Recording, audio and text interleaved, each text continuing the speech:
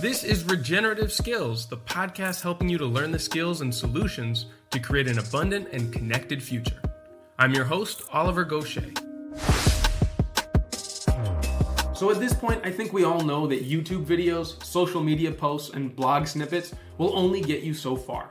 If you really want to develop the knowledge and skills you need to live regeneratively, you need the thorough information in a full book. Through their diverse range of publications, New Society Publishers' books explore topics that are at the forefront of creating positive change in our world. From regenerative agriculture and permaculture to social justice and eco-conscious living, their books cover a wide spectrum of subjects that empower readers to lead more regenerative and fulfilling lives. So whether you're a seasoned environmentalist, a curious beginner, or someone simply seeking inspiration and guidance on your journey towards regenerative living, New Society Publishers is here to support you every step of the way. If you subscribe right now to their newsletter at newsociety.com, you'll be the first to receive sneak peeks at new content and get discounts on upcoming title releases. You'll even get an exclusive discount code on their first purchase of books, ebooks, or audiobooks. So sign up today at newsociety.com. Hey there everybody and welcome back. So though I've highlighted this before on the show, it bears repeating. So many of the stress factors on farms are caused by money. Now, either not being able to generate enough, or being in debt, or not having control over the expenses and the cash flows, or another one that I see time and again is not paying yourself a salary and just hoping for a profit at the end of the year. Now, of course, this is hardly the most interesting part of the work for anyone I know who farms, but it doesn't change the fact that a farm is a business, and in order for it to function well and enable us to do the parts that we love, we need to make sure that the financial side is as healthy as the land. So here today to shed light on the unique challenges and opportunities that farmers face on the financial management side of their work is Julia Shanks. Julia works with food and agricultural entrepreneurs and organizations as a business strategist, analyst, and educator. She brings a broad range of professional experiences to her clients with a background that ranges from pilot to chef to serial entrepreneur. She combines the practicality of an accountant with the creativity of a chef. And through her consulting practice, Julia helps food and farm businesses maximize profits and streamline operations through business planning, feasibility studies, and operational audits. She provides financial management trainings to farmers and business advisors who work with farmers. Julia shares her tools and knowledge more broadly in her second book, The Farmer's Office. This book is a practical, hands-on guide to help farmers think like entrepreneurs so that they can build financially sustainable businesses. In this episode, Julia and I dig into the common pitfalls that she has observed from the farmer clients that she works with, and we try to unpack the myths and the misconceptions about accounting and financial terms that are at the root of many of these mistakes. We take a particular look at the all too common debt cycles that many farmers are in, as well as what it takes to get out of them. Julia also calls attention to the risks and the variables that are inherent to farm enterprises before we get into tools and resources that she considers to be essential for financial success on a farm. We cover a lot of ground, from doing financial assessments of new ventures and investments to ways of establishing fiscal resilience in these uncertain times. Now again, I know that this topic is unusual for what I normally focus on in this podcast, but it's so heartbreaking for me to watch many of the farmers that I admire in the regenerative space and who are doing such important work struggle to keep their businesses afloat, much less feel well compensated for their efforts and have enough income to reduce their stress or go on vacation. So for this reason, I've partnered with New Society Publishers to give away a free hard copy of The Farmer's Office. All you have to do to be eligible to win this copy is to send me a message through the Discord community. If you haven't already, you can sign up for free through the link in our homepage or on our Instagram bio. I will choose a winner 1 week after this episode is published, so don't hesitate to send me that message. And in case you don't win, you can also get 25% off your next purchase from New Society Publishers, whether that's The Farmer's Office or any of their other titles in hard copy, digital copy, or audiobook, just by entering the code SKILLS25 at checkout. And one last promo before we start this episode: if you are a farmer anywhere in Europe, You can sign up for free to the Climate Farmers community through our website at climatefarmers.org. Now, I mention this because Julia Shanks will be hosting a free webinar on farm financial management for our community members on Thursday, the 28th of March. All of the links will be shared through the community ahead of time, and though we always record these sessions, we'll also be giving away a digital copy of her book during the event for those who attend. So make sure to be there live. With all of that out of the way now, I'll hand things over to Julia Shanks. So welcome, Julia. It's wonderful to meet you. I've been really looking forward to this interview for a while. How are you doing today? Awesome. Thank you. Me too. I'm excited to be talking to you and European farmers. This is awesome. Yeah, well, look, the financial side of farming is usually where most people check out, right? That's the boring part. That's what people don't want to explore. They want to talk about the animals, the plants, and all of the more tactile aspects, right? Yeah. Who got into farming because they want to do bookkeeping and financial management, right? Indeed. But I know that you're going to give us a good perspective on the importance of it and how it actually facilitates us doing the rest of the work that we actually prefer doing. Yeah. So before we dig into that, why don't you tell me about, first of all, how you started to work with farmers in financial management to begin with? Well, it's kind of a circuitous route how I got into working with farmers. And the short story is that I'm just a foodie at heart, and I've been a foodie my entire life. And one of my first jobs was working at a farm-to-table restaurant in Washington, D.C., long before farm-to-table was even a thing. And my boss there, the chef at the time, we became very good friends. We've been friends now for 30 years. And he ended up buying 100 acres in Southern Maryland and farming organically. And I left the restaurant and started chefing and catering. So the two of us just talked about entrepreneurship and business and how to find customers and marketing and all those things. And when I decided to leave the restaurant world to figure out how to make more money, I just sort of fell into working with farmers. And I did an exercise with my friend Brett in business school. And I was learning about financial modeling in business school. And I was like, all right, I'm going to help my friend Brett. We're going to figure out like which of his crops is most profitable. And we went through this whole exercise, and we figured out that he was making 10 cents a pound on his tomatoes, which was his most lucrative or his biggest selling crop. And his most profitable crops were sweet potatoes and okra. So we discovered very quickly that just because you sell a lot of something doesn't mean that you're making a profit. So I just sort of fell into working with farmers through my friendship with Brett, and discovered the power of the numbers with him, and have just been trying to proselytize numbers ever since because they're magical. They are magical, and they are underappreciated. And this is something up so often in the conversations that I have with the members of the Climate Farmers community. It's often something that people don't want to talk about, but when you ask some follow-up questions, they don't actually often have answers as to where their money is really coming from, what the profitable thing that they do is, and importantly, where they're losing money or could tighten up a little bit. Yeah. So where do you start this journey? What are the questions that you ask to get this interest stoked a little? Well, first of all, I would offer that it's a bit of a mindset shift. I think people are afraid of numbers. They don't like numbers, and it can come from a whole variety of places, from not being good at math in school and just sort of taking that model of who you are with you into your adulthood. It could come from making a mistake at some point in your prior years. Perhaps you filed for bankruptcy or you had a failed venture. And so we take these historical legacy memories with us, and it prevents us from digging into the numbers and accepting where we are and looking at them. And so we have to, number one, we have to sort of address why we're afraid of the numbers and why we're ignoring them. And then the second part is accepting that things suck all the time. It's like, if you go work for somebody else on another farm or in an office, there are going to be things that suck. And maybe things suck 40% of the time, 50% of the time. And you go to work for yourself thinking like, oh, I'm not going to have to do those sucky things. And then you discover there are other sucky things in farming. And whether it's cleaning the chicken coop or spending time in the office, we need to accept that it's not going to be peaches and cream the entire time, that we're going to have to do things we don't like.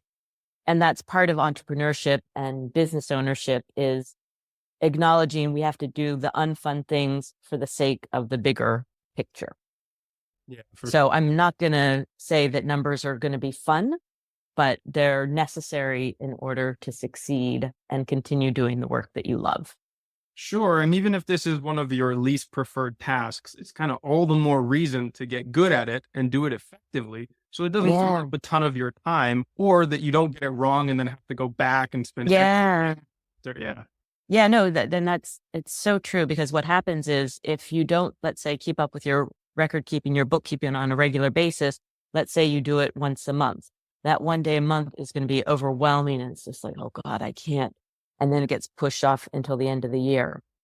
And if you tackle it 10 minutes a day while you're having your morning cup of coffee or your afternoon bourbon or wine, wherever you are, tea, but if you carve out 10 minutes a day to keep on top of it, number one, it doesn't become overwhelming. But more importantly, you can make pivots as necessary. So I'll give you an example. Let's say in January, you've created a budget for yourself and you're like, okay, if all of these things happen, my year is going to be profitable. I'm going to have cash in the bank. It's going to be amazing. And if you don't look at your plan throughout the year, comes November at the end of the growing season, you're like, oh shit, I didn't make my budget. You can't do anything. The year is over. The crops have all gone to seed. The animals are sort of tucked away for the winter. The eggs aren't producing from the chickens because it's too cold, or they slowed down, whatever. But you have a window where you can grow and sell and generate profits. And if you don't look at things until it's the end, you can't do anything. If you look at your books in January, or if you look at your books in April and May, June, and you see, oh, I was supposed to sell $20,000 or 20,000 euros worth of product. I missed my mark. Let me make adjustments. I have time. I can do something. But if you wait till the end of the year, you're done. There's nothing you can do, and just hope for the best for the following year. Yeah, putting it off can cause a lot of unintended problems, even if you started out with a good plan. I think one of the things that I've learned through the few financial management courses that I've taken is that the one thing you can be sure of is that your plan is wrong. Yes. There's always new things that are going to come up, and that doesn't mean you didn't do a good job, but you do still need to pay attention, reflect on these regularly in order to avoid those things that were not planned for or not expected to derail what you had set out to do. Correct? Yeah. And I it's so true. One thing you can count on is things not going according to plan. But if you have a plan to begin with, then it's about adjusting. It's not reinventing the wheel every single time things go off the rails. It's like, oh, here I know it's going to work. I'm off by this much. I can adjust. So having a plan in place, even if it doesn't go according to plan, gives you a launching pad to make adjustments. Yeah. So before going deeper into some of the solutions and the ways that we can get back on track, let's explore from your experience what you have seen that is a common way of managing finances on a farm. Probably a lot of our listeners can relate to, and where some of the problems in these habits. So in terms of record keeping, I used to recommend QuickBooks all the time. I think it's sort of the gold standard of bookkeeping software. And I don't know what's going on in Europe, but in the US, it's just become so prohibitively expensive that I'm not as keen on it as I used to be. I mean, I think it's still a great program, but it's expensive. So depending on where you are in the scale of your business, it may not make sense. Excel is still a really amazing tool, and you can categorize your cash flows, income and inflows and outflows. I think the key is to organize your expenses and your cash flows. In QuickBooks, it's called the chart of accounts, and it's basically the naming structure of how you organize all the transactions in your business. So if you categorize them by production costs and general and administrative costs and selling costs and repairs and maintenance, and if you have your expenses grouped according to how they impact your business, it makes it a lot easier to see what's going on. Is my production cost on target, or is that out of line? Am I spending too much on repairs and maintenance? Maybe I need to reevaluate my equipment. what are my selling costs and what are my most productive selling channels? So having your expenses organized in a way that allows you to evaluate the profitability of your business is really the key first step in solid financial management. Now, there's so many things that you can gain insights into about health, the broader health of the business side of a Hmm. farm through the accounting. Can you give me some ideas about something that farmers maybe are not even aware that they could learn about by digging into the numbers that they're keeping track of? Well, I'll give you an example of a livestock farmer I worked with last year, and he was raising beef cattle, pigs, chickens for meat birds and layers, and he wasn't as profitable as he wanted to be. He was trying to build his business so that his wife could quit her off-farm job and work full-time on the farm. And he kept producing more and selling more, but he would look at the bottom line and he wasn't getting ahead. And what happened was he's got 4 or 5 different products, and each of the 4 or 5 different products has a different cost structure. So it turns out that the cost of production for the beef was 70%. So for every dollar of beef that he sold, it cost him 70 cents. And that gave him 30 cents to go for overhead and living expenses. And then the pigs, the cost of production was 50%. So for every dollar of pork he sold, he would have 50 cents in production costs, 50 cents to contribute to the rest of the business. What happened is he was growing his business and just selling more, but he was selling more beef, which wasn't getting him the way he needed to be. And if he had shifted his focus to selling more pork, obviously that requires marketing to sell more pork, not just like, oh, take pork instead of beef. Certainly there's activities involved in selling more pork, but he focused on the least profitable product as opposed to the most profitable product. And he focused primarily on his revenue, his sales, his top line, and not what each product contributed to the bottom line. So there's a lot of information in the numbers, and it's not hard math, but it does require keeping good records so that you can dig into them. Yeah, it's true. A lot of the math is automated through things like spreadsheets and calculation software. Yeah. Having Yeah. to calculate it really intricately is not the biggest challenge, actually, but it is being thorough in inputting correct and accurate records. Yeah, it was funny. We were talking on the phone and we were going through this analysis, and it was a 1 hour call. And at the end of the hour, he's like, holy cow, I can't believe how much we accomplished in an hour. And it only took an hour because he had done the work prior to that to get his bookkeeping systems organized so that we could see the numbers. We could see the cost of production for the pigs and the cost of production for the beef and the cost of production of the chicken. And we could see the revenue from each of the different products. So we could do that analysis. And that brings me to where some of the main misunderstandings and the pitfalls that you see of holding farmers back from financial success might be. Based on your last story, it's things like focusing on revenue or sale of certain products without Hmm. actually understanding where your profit margins are. Where are some of Yep. the other ones that you've observed? Well, it's funny because I was thinking about that. That's the biggest pitfall I see. And I see it in so many different ways that people focus on revenue and top line and not bottom line. What does it contribute to my business? And they focus on selling more. And sometimes selling more doesn't get you where you need to be. It could be that you need to cut something out. Like if this farmer cut out pigs, he would actually, or excuse me, if he cut out beef and still raise the same number of animals, he would be more profitable doing less.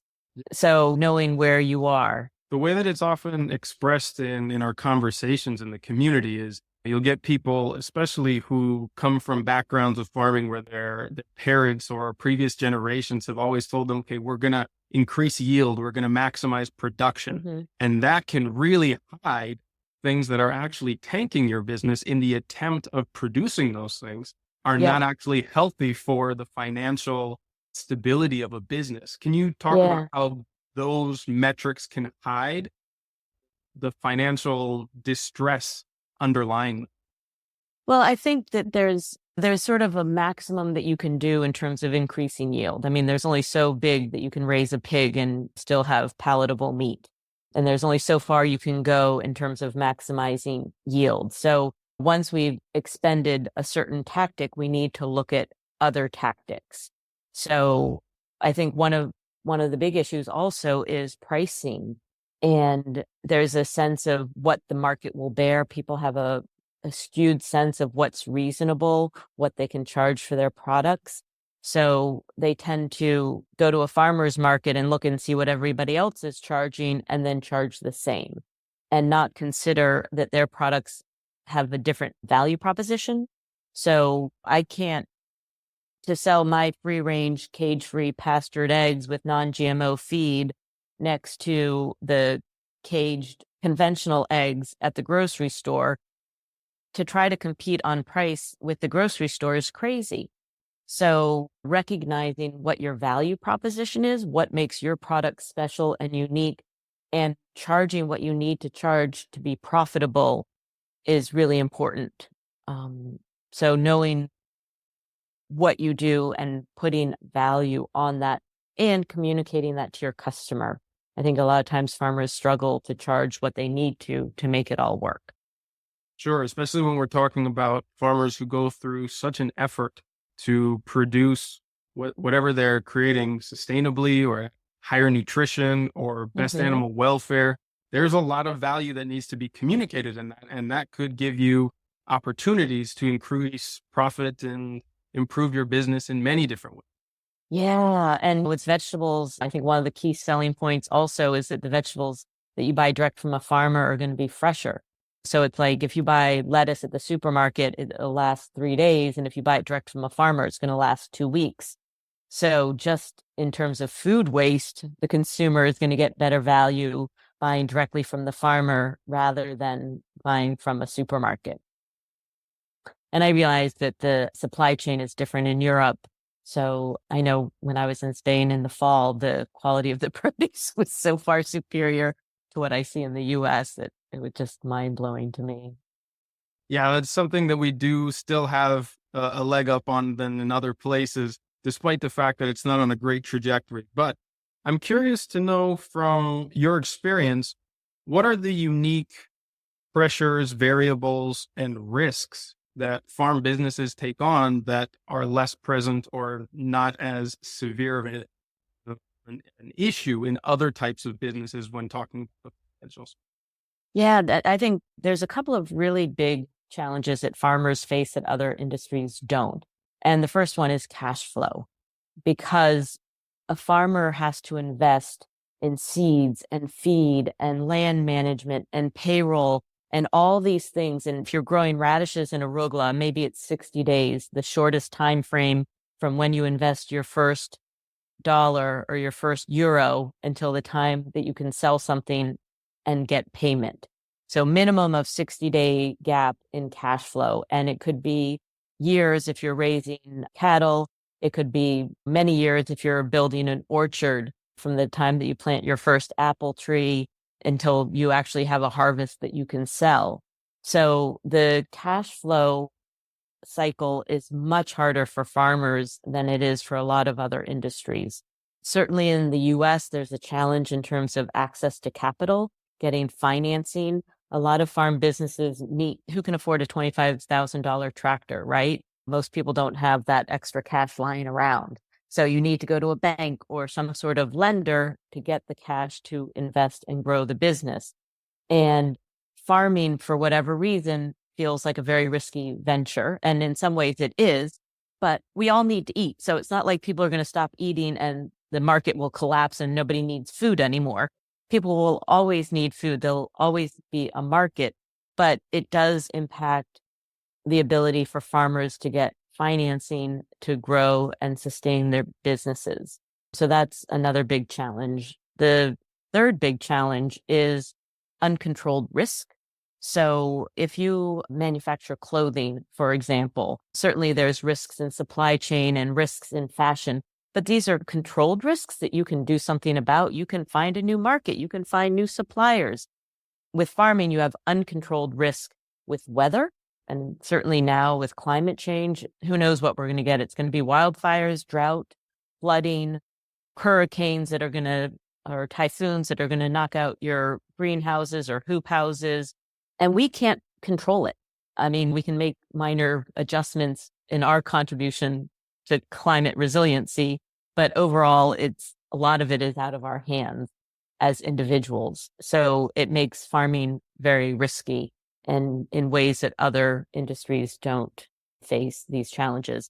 And what's interesting in terms of getting business advice, there, certainly plenty of business advisors out in the universe, but not all of the business advisors understand the differences in farming compared to other industries. And while a lot of the mechanics are the same, there are unique factors in farming.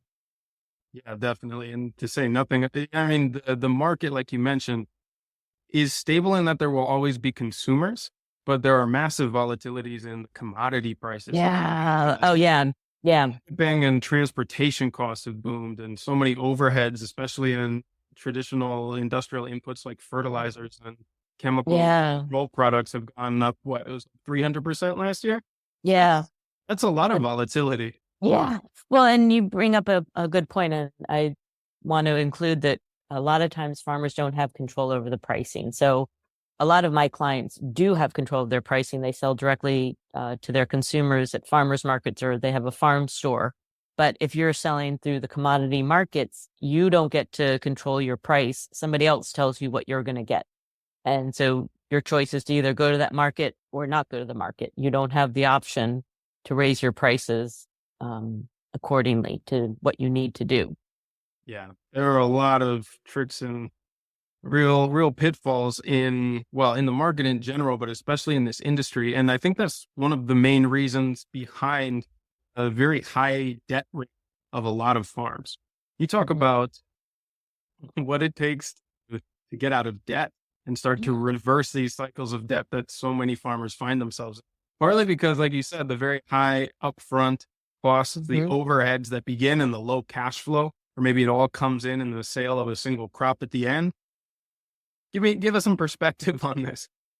Yeah. Well, it's funny. Debt and loans, there's a different weight of those words. If you talk about debt, it's like it's burdensome. It weighs on you. And if you take out a loan to buy a tractor, it's like, oh, loans, payment structures. I understand that. It makes sense. So I think there's a framing in what we're trying to do. And, farmers can get into debt because they're financing the day-to-day operations and they don't necessarily have a plan to pay the debt. They don't know what they need to do to get out of debt. So there's the proactive planning of, I'm going to take out a loan because I want to buy a hoop house or I want to buy a piece of equipment. And I know the equipment's going to cost $50,000. My annual debt service, repaying the loan of principal and interest, let's say, is $7,000. So I know I need to have additional profit of $7,000 to make this worthwhile. Not additional revenue, not additional sales of a pallet of tomatoes that generate 7,000, but I need 7,000 in profit.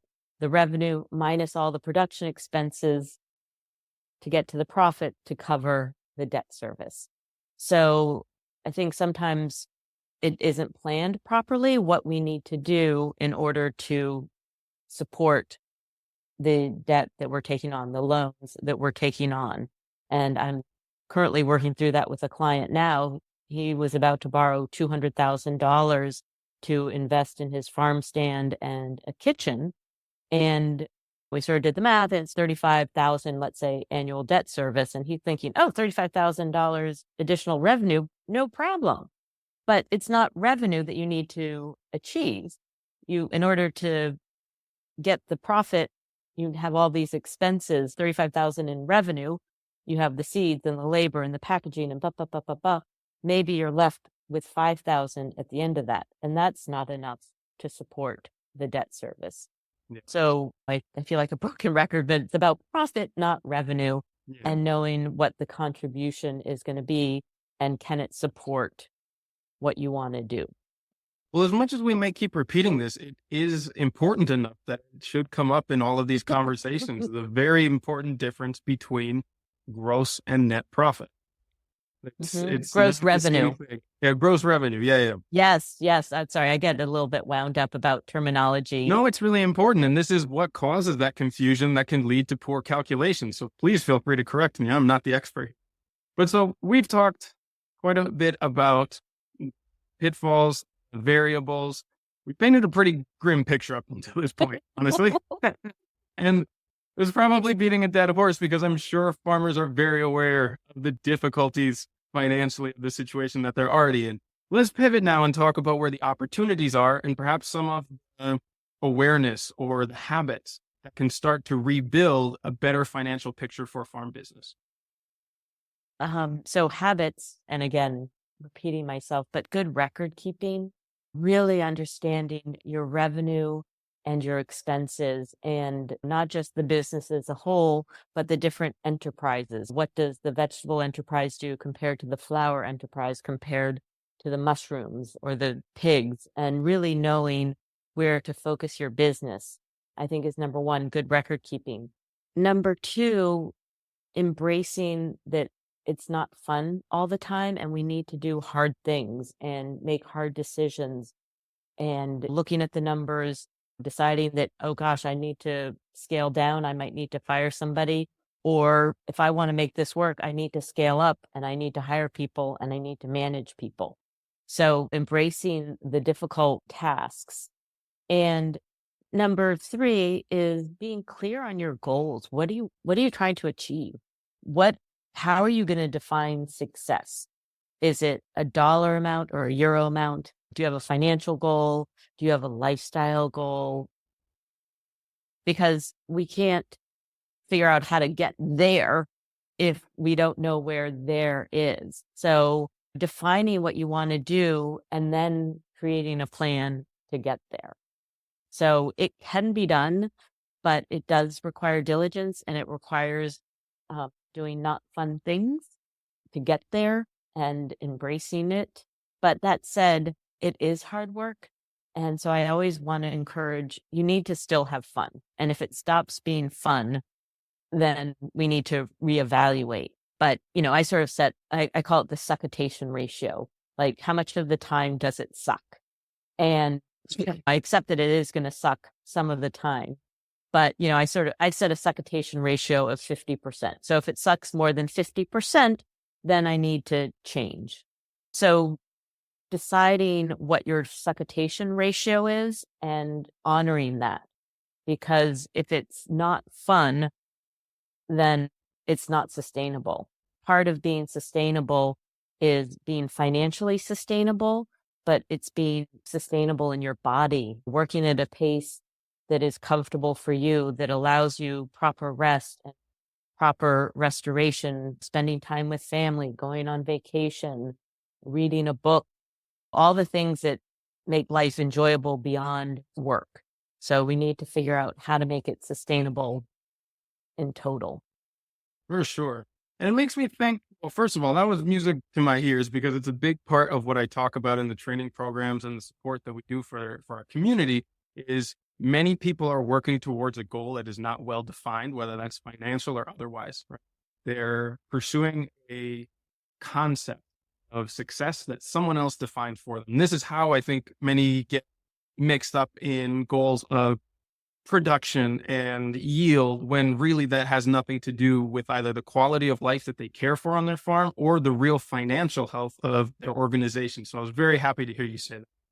Now, going a little bit deeper into the metrics and the measurements that can tell us whether we are improving in the areas of financial health that we set for ourselves. We've talked obviously about final profit, not revenue, that being kind of the North Star that we should aim for. And we also talked a little bit about managing cash flow because you do need positive cash flow if you want to stay afloat.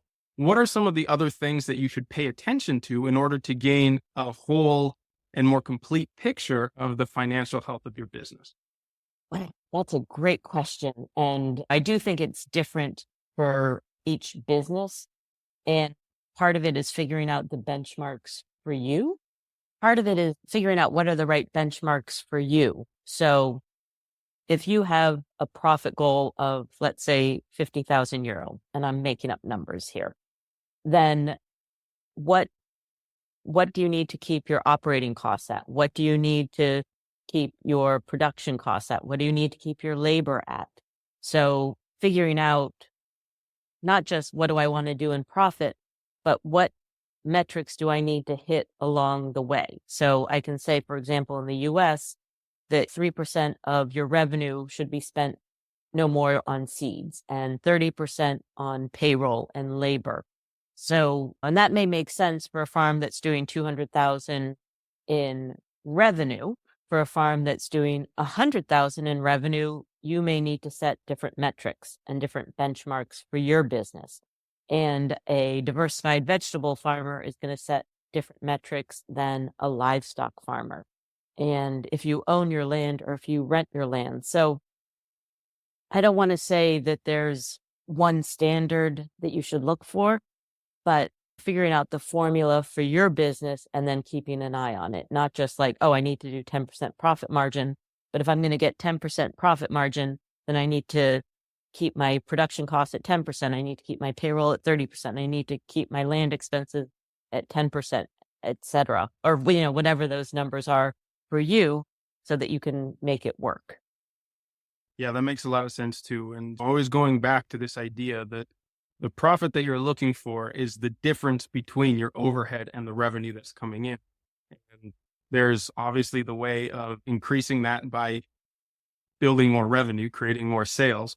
But the other side is reducing any unnecessary or non-essential overhead that is required to get to the products that you can sell. And widening that gap between the two things. Yeah. And the other thing is that it's also not just net profit. It's like, okay, I have 100,000 in revenue. My expenses were 70,000. I have 30,000 in profit. Now that 30,000 or whatever that number is needs to cover debt service. If you have any loans, if you have credit card debt, if you have a mortgage, if you have student loans, which I don't think people in Europe have student loans, but in the US it's crushing. Much less. Yeah, but whatever debt you may have outside of the farm or even inside of the farm, your profit, that 30,000 or whatever that number is, has to cover the debt. It needs to cover your living expenses. What do you need to live a wholehearted life, to keep food on the table, clothes on your back, roof over your head? And what do you need to save for retirement? And what do you need to reinvest in your business? So if you want to buy more equipment or make upgrades to the barn or the packing room or whatnot. So we need to consider that the profit goal isn't just some number, but this number needs to cover a lot of things. And we want to make sure that we're setting a realistic profit goal that can achieve our lifestyle goals, including paying down debt, living a wholehearted, sustainable life, and planning for the future, retirement, kids' education, vacations, etc. These are a lot of considerations. I can almost hear people thinking or commenting in the back, well, how do I wrap my head around all of these possible expenses, especially if you're not used to considering your personal expenses, debt service, maybe taxes, these very necessary overheads that absolutely matter to this bottom line.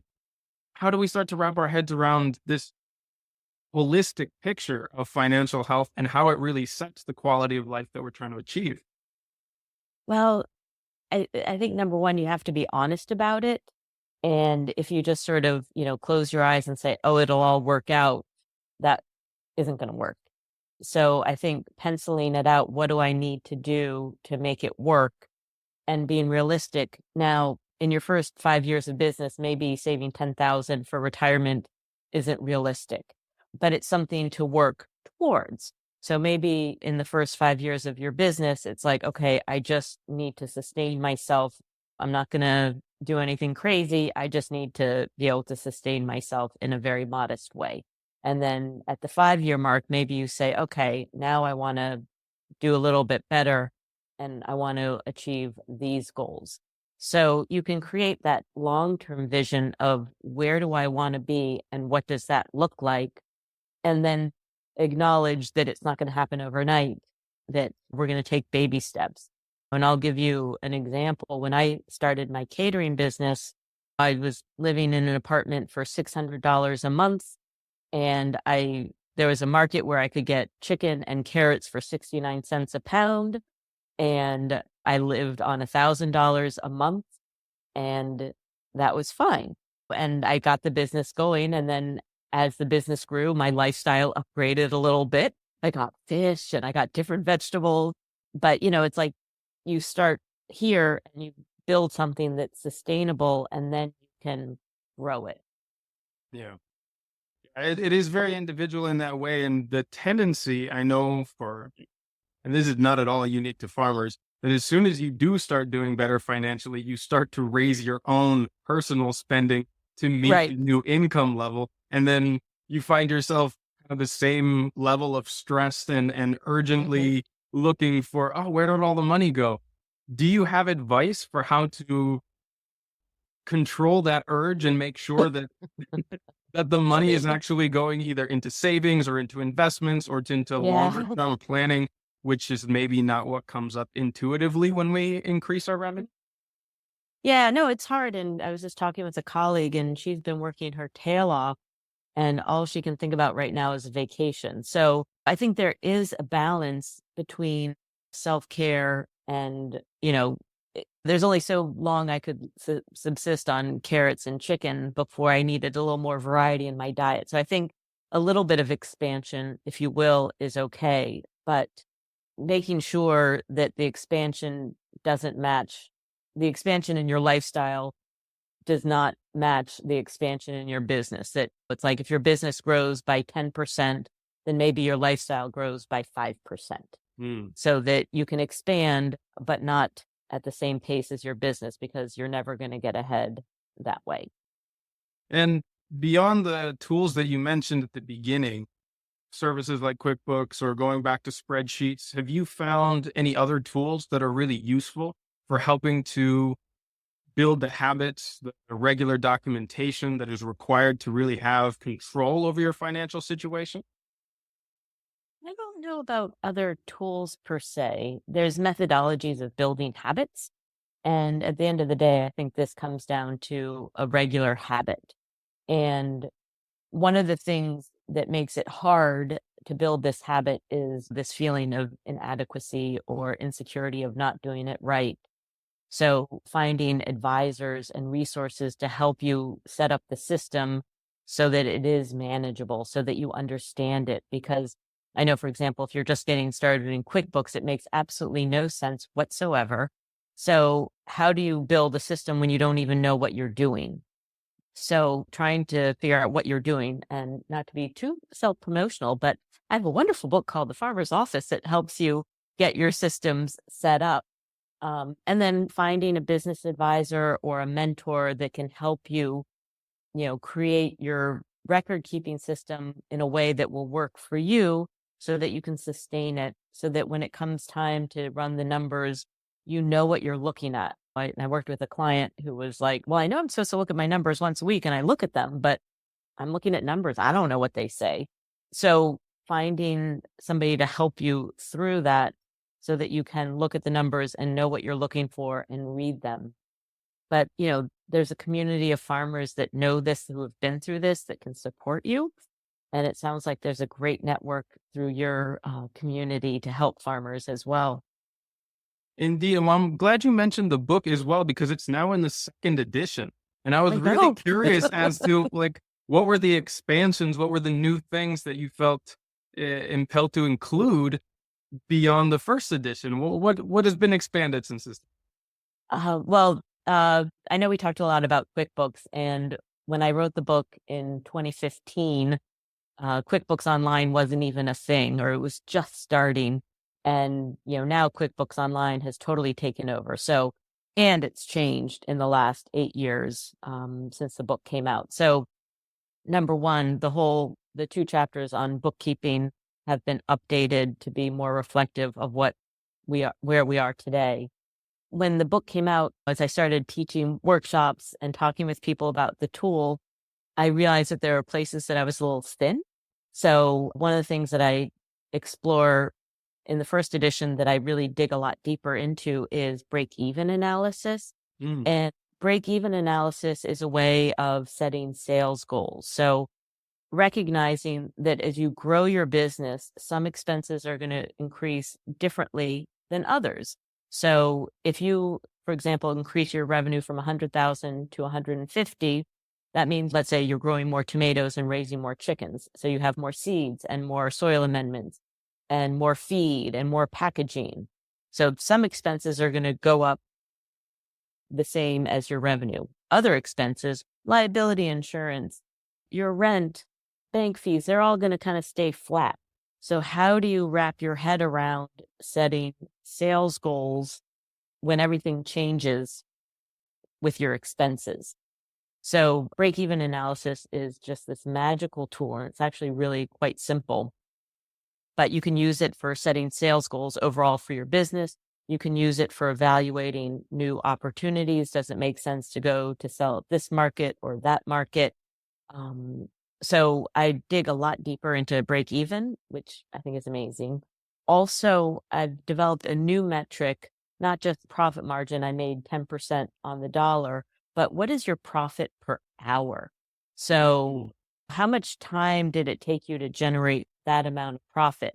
And would you rather make $9 an hour and have $100? Or would you rather make $15 an hour and have $90? I would rather have less money at a better hourly rate because I can do more and I can't create more time. So I want to maximize every hour of my day with the highest profit per hour. You can always find more money. You can't find more time. Mm. So I dig in a lot into the concept of profit per hour. Some people call it opportunity cost. And then there are also two new chapters in the book. The first new chapter is on resiliency. So climate change is real. COVID taught us a whole lot about resiliency and pivoting. And then we have the war in Ukraine, which subsequently led to record inflation. So how do we have all these new factors in our world economy that we didn't even think about 8 years ago? So how to manage risk through diversification, through scenario planning, through strategies to pivot. And then there's also a new chapter on the entrepreneurial mindset. So we talked about this early on. It's like, okay, nobody gets into farming to do bookkeeping and financial management, but there are certain things that we must do in order to run a successful business. I'm not going to tell you how to farm successfully. You know how to farm, all the production and everything you need to do. But there's this whole sphere around the farming in terms of marketing and labor management and leadership and financial management that we need to dig into and embrace. So I delve into the entrepreneurial mindset and offer tools and tips to cultivate a sustainable business, not just a sustainable farm. Oh, that's really good. I'm looking forward to getting to that portion. It's something I've struggled with as a freelancer, as a farmer, so many times because we all get into this thinking, oh, my day is going to be full of farm activities. Well, you very Mm-mm. quickly you start to realize how many other responsibilities that are involved with running a business, and it then starts to become a struggle to find the time to actually do the tasks that you got into doing this to begin with. So I'm really glad that you explore that in the new edition. Now you also put out a lot of other educational resources and offer different types of support for your clients. Can you tell me about those and how our listeners can find out more about them? Absolutely. So www.thefarmersoffice.com is an online learning portal. So I have a lot of video tutorials on how to set up bookkeeping systems, how to evaluate investment decisions. So we talked about taking on debt. How do you know if it makes sense to take on debt to do the things that you want to do? There are video tutorials on how to do cash flow budgeting, and then basic tutorials on bookkeeping and accounting concepts. So the way I think about it is you can't set up a system for tracking your finances if you don't understand the basics of accounting. Mm. So getting into what the hell does accrual accounting even mean? I mean, maybe you've heard about it, but like, I don't know. And what is depreciation? And why does it matter? How do these concepts impact how we set up our bookkeeping system so that we can read the numbers, so we can make sense of them, so that we can make decisions to grow more profitably? So a lot of the foundational skills, as well as tips on how to use Excel. So lots of videos. I think there are like 70 video tutorials on my website. That's awesome. Well, I'm so glad that there is somebody out there who really understands and knows how to communicate the challenges of financial management that is specific to farmers, because I've just found so many people complain about the resources that are available out there just not being relevant to their context or pressures and the stresses that are unique to working in this industry. And I think it's so valuable to have reference to and experience with these challenges and how to navigate them for the financial success that, quite frankly, we're in this for, as well as the lifestyle that comes with it. Because Yeah. everything is easier and more enjoyable if you're not struggling to pay your bills, if you feel well compensated for your work. Yeah. Oh, say it again. That is so important.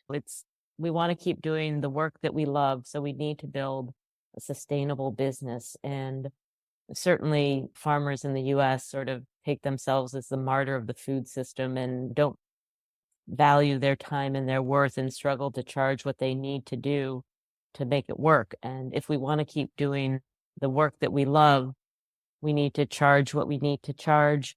We need to know our numbers, and we need to embrace some of the unfun things so we can continue with what we love in a way that is enjoyable.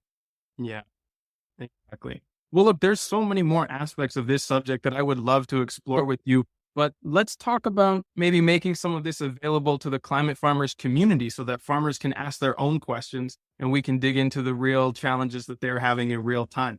So we'll put a bookmark on this for now, but I definitely look forward to exploring this more with you very soon. Awesome. Thank you. It was great chatting with you. A lot of Yeah, fun. likewise. Thanks again to Julia. I've linked to all of her resources on the show notes for this episode on the website. And of course, don't forget that you can be entered to win a free hard copy of The Farmer's Office by sending me a message through the Discord community. And if you're a member of the Climate Farmers community, you can also be entered to win a digital copy of the book by attending our live webinar on farm financial management with Julia on Thursday, the 28th of March. And if you're not a member, but you are a farmer in Europe, you can sign up to the Climate Farmers community for free at climatefarmers.org. Now, before we wrap this up, just remember that these episodes are only the beginning of the learning resources, design and coaching services, in-person courses, and interactive community that are available through Regenerative Skills. The Discord server is our free community where you can connect with other like-minded listeners, exchange ideas, stories, tips, and resources, as well as interact with me directly and quite a few former guests from this show. Our Instagram account at regen_skills is the best place to see the projects that me and the team are working on, both for clients and collaborators, as well as on our own properties. I'll also be announcing the certification courses, workshops, and gatherings that we've got coming up later this year.